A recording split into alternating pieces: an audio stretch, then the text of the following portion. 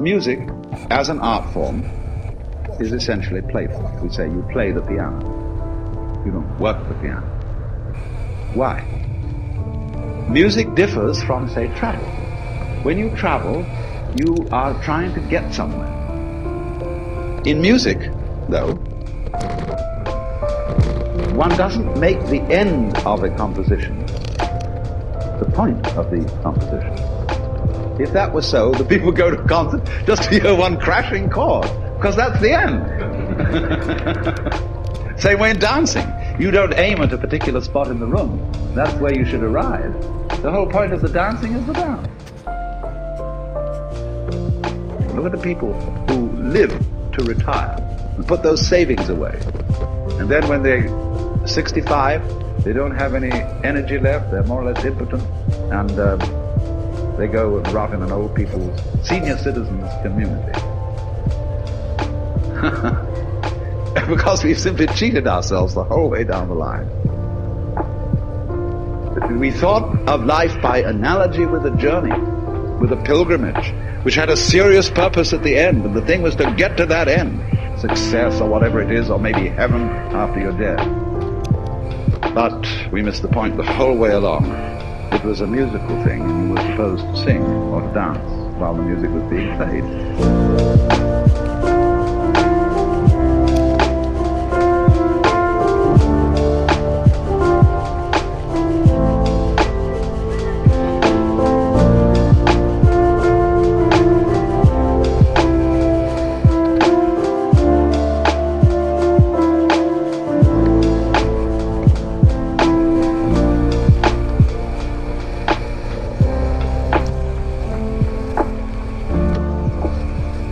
So the only thing anybody can agree about today is that we ought to survive.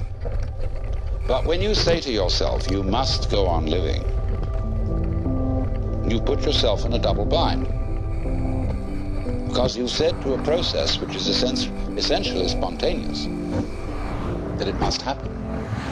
And the basic form of the double bind, which is imposed upon all children, is you are required to do that which will be acceptable only if you do it voluntarily. So when we say to ourselves, you must go on, the reason is that we are not living in the eternal now, where reality is. We are always thinking that the satisfaction of life will be coming later. There's a good time coming, be it ever so far away, that one far off divine event to which all creation moves.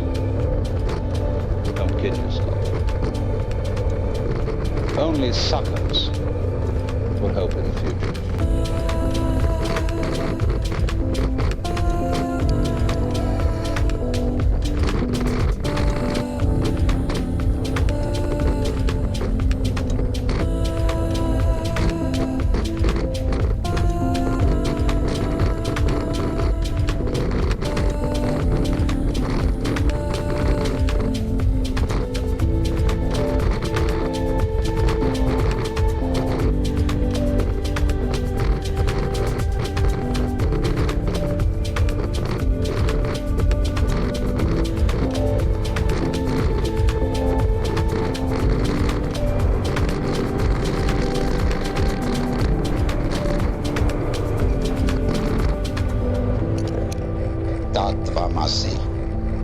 You're it. The basic da. But da doesn't mean anything. Da is like everything else. See, the world is a musical phenomenon.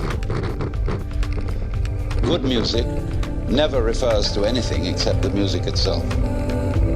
You don't ask Mr. Bach, Mr. Ravi Shankar, what do you mean by this music? What is it intended to express? Bad music always expresses something other than itself, like the 1812 overture. If you ask Bach, what is your meaning? He say, listen. That's the meaning.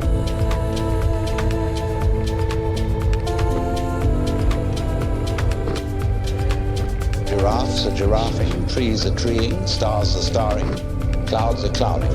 Rain is raining. And people are people.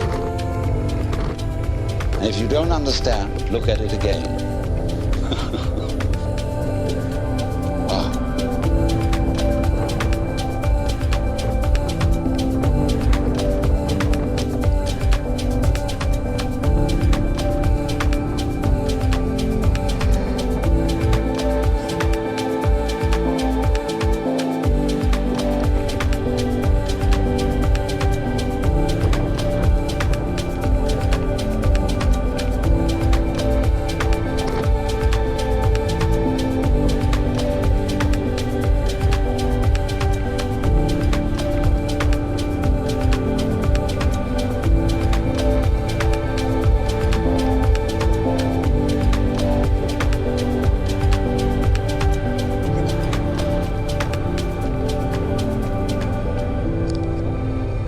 Again as a child and simply forget all that you ever were told and contemplate what is, all these ghosts go away. That's weird, but they just go. And then you enter into the eternal state. Well, there's no problem. Well, then you go back and you collect your opinions again. You think, well, that won't do. How can I be practical and be in that sort of state? Well, I remember in the Sermon on the Mount that Jesus said a lot of things about this. Consider the lilies of the field, how they grow. They toil not, neither do they spin. And yet, Suleiman in all his glory was not clothed like one of these. And if God so clothes the grass of the field, which today is and tomorrow is cast into the oven, shall he not much more clothe you, faithless ones?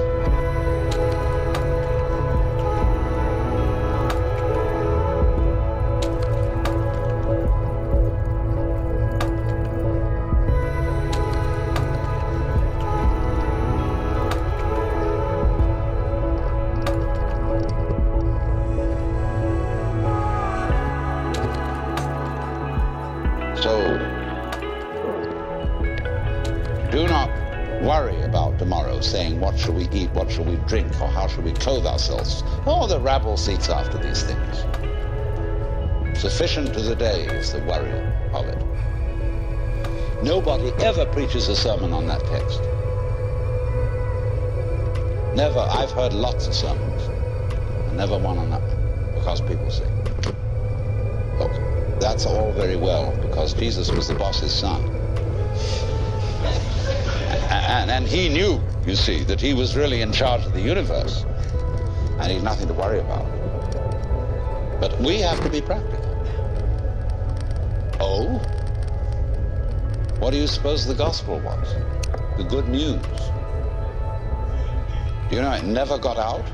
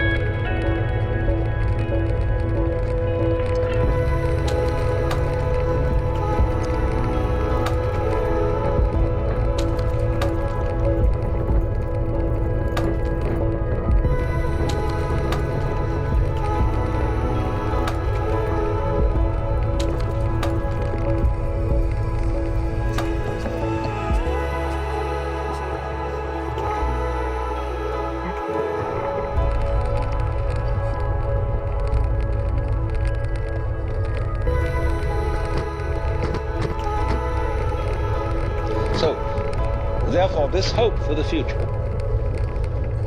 is a hoax. It's a perfect hoax. And maybe We will make spiritual progress. Everybody puts it off.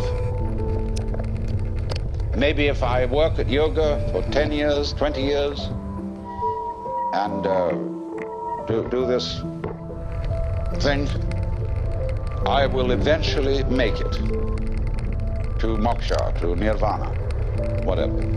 That's nothing more than a postponement. It's this business of, because you're not fully alive now, you think maybe someday you will be. Confucius very wisely said, a man who understands the Tao in the morning may die with content in the evening. Because when you understand, you don't put your hope in time. Time won't solve a thing.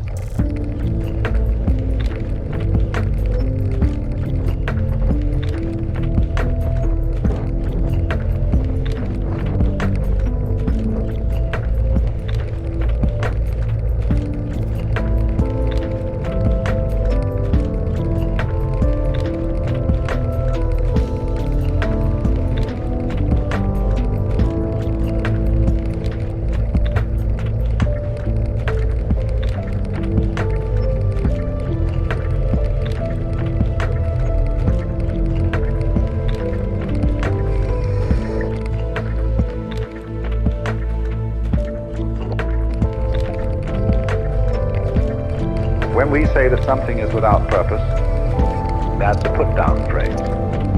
Say, well, it's no future in it. What's the use? No, we say, what's the use? And we need very much to realize that that question reflects our insanity.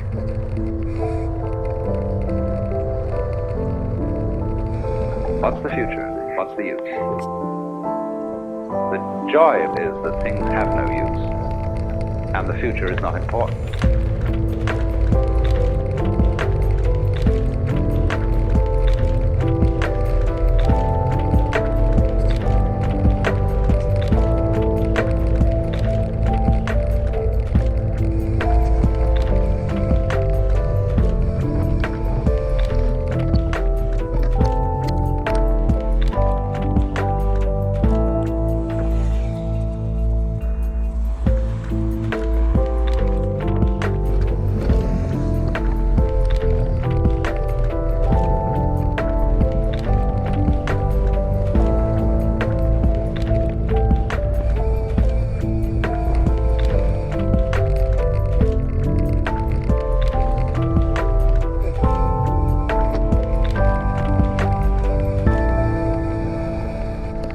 And Zhuang, for example, he has a great deal to say about the value of the useless life.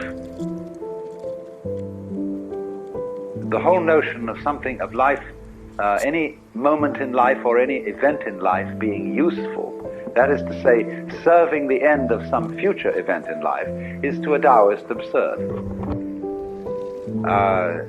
Because nothing is useful at all. The universe is viewed as purposeless and useless through and through, because it's a game. More than that, game doesn't really convey the sense of this. When a Taoist sage is wandering through the forest, he isn't going anywhere. He's just wandering. When he watches the clouds, he loves them because they have no special destination. He watches birds moving around. He watches the waves lapping on the shore. And just because all this is not busy in the way that human beings are busy, because it serves no end other than being what it is now, it is for that reason that he admires it, and it is for that reason that you get the peculiar styles of Chinese painting in the Tang, Song, and later dynasties, where nature, in its wayward, wandering nature, is the main subject.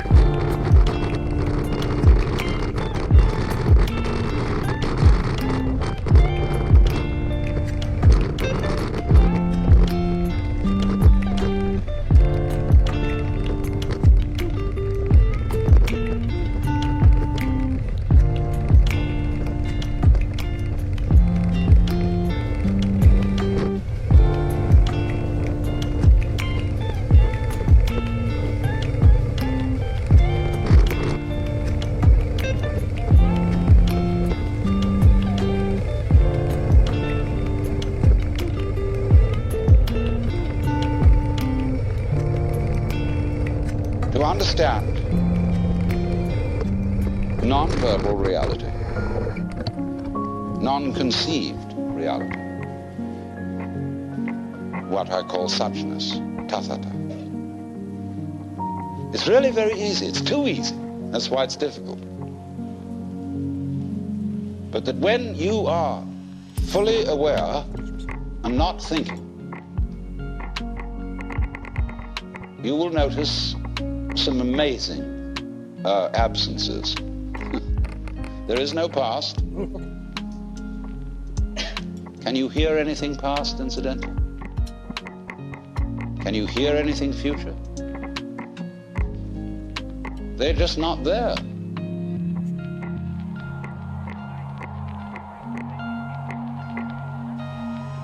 And the Christian word for sinning in Greek is amatanin, which means to miss the point. And the point is eternal life, which is here and now. Come to your senses.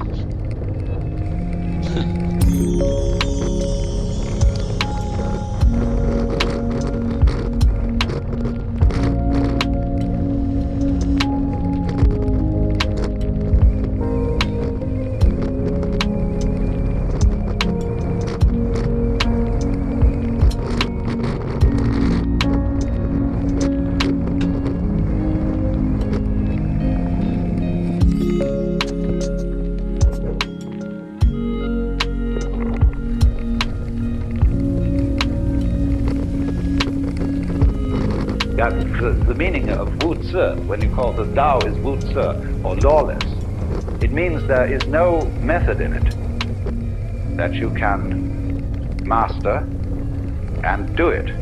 What you have, it's all based on understanding, or what our psychologists call insight, that you have to find out that there is nothing that you do as a source and cause of action separate from everything else. When you know that there is no separate acting you, then there is no need to try to relax.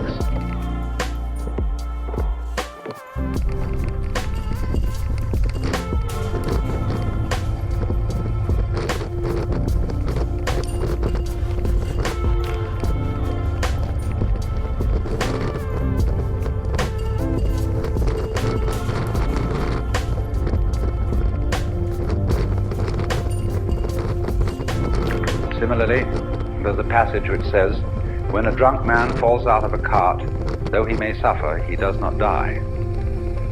Because his spirit is in a condition of security, he does not suffer from contact with objective existences. If such security may be got from wine, how much more from being in accord with the spontaneous rhythm of the universe?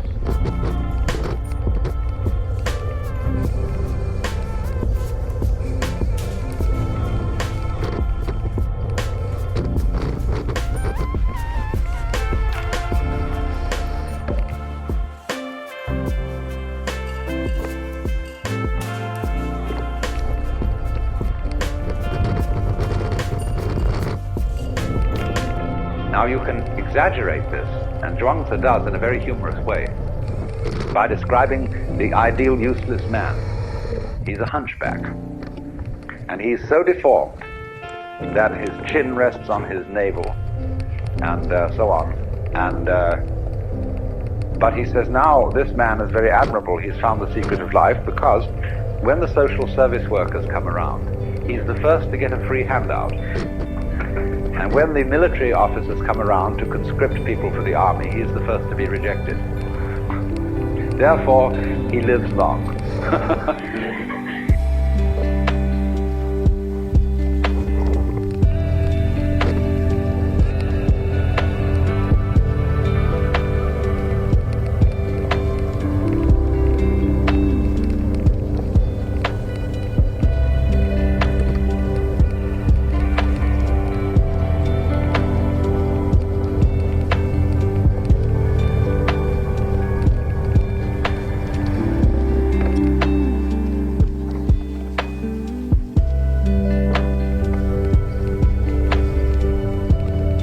he also describes the case of some travelers came across an enormous tree. Fantastic thing. And they said, never did anyone see such a tree. So they went up and looked at it. At first they tested the leaves and found that they were rough and disagreeable and no good to eat.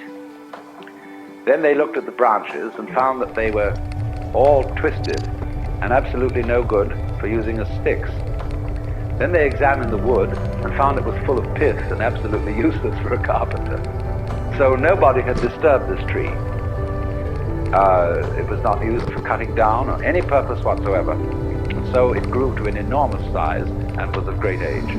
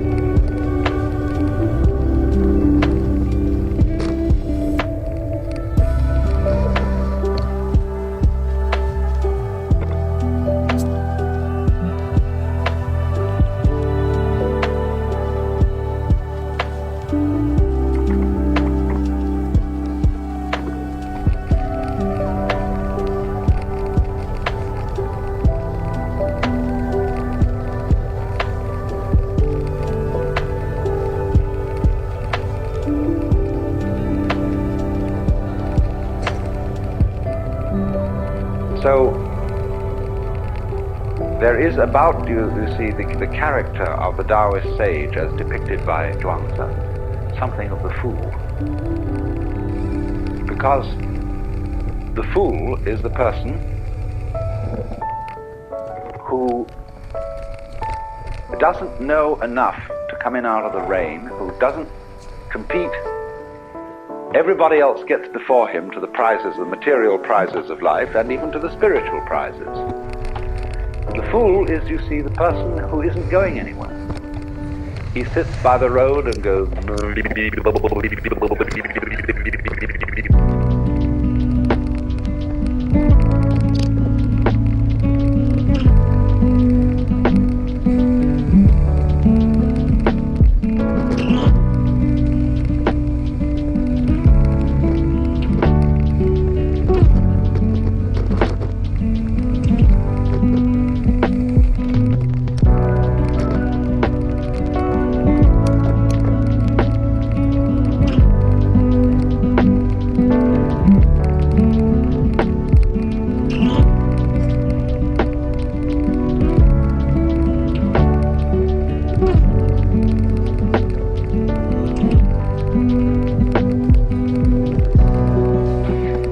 like a Mongolian idiot child who isn't interested in survival, who will take a plate of food and run his finger around in it and make a wonderful slosh with the stew, and then watch it drip from the tip of his finger.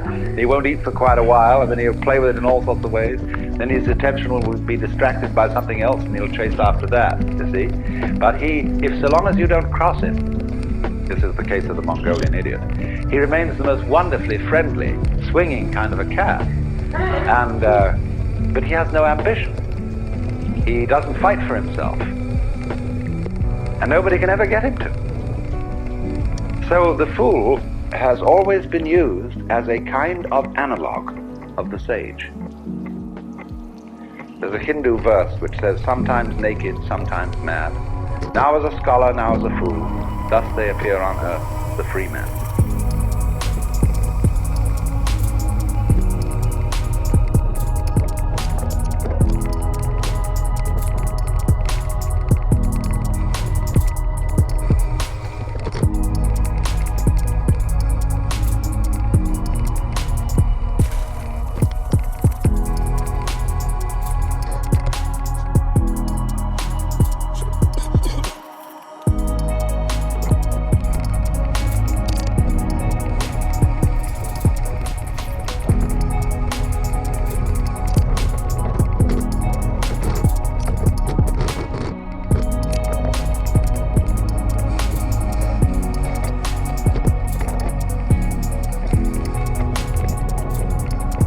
But this explanation of the man who is stupid in countenance and appearance and is wandering about as if he had lost his way and doesn't know anything, of course, is based on the text in Lao Tzu where he says, the people of the world are merrymaking as if partaking of the sacrificial feasts, as if mounting the terrace in spring. I alone am mild, like one unemployed, like a newborn babe that cannot yet smile, unattached like one without a home. The people of the world have enough and to spare, but I am like one left out. My heart must be that of a fool, being muddled, nebulous. The vulgar are knowing, luminous. I alone am dull, confused. The vulgar are clever, self-assured. I alone depressed, patient as the sea, adrift, seemingly aimless. The people of the world all have a purpose. I alone appear stubborn and uncouth. I alone differ from the other people and value drawing sustenance from the mother.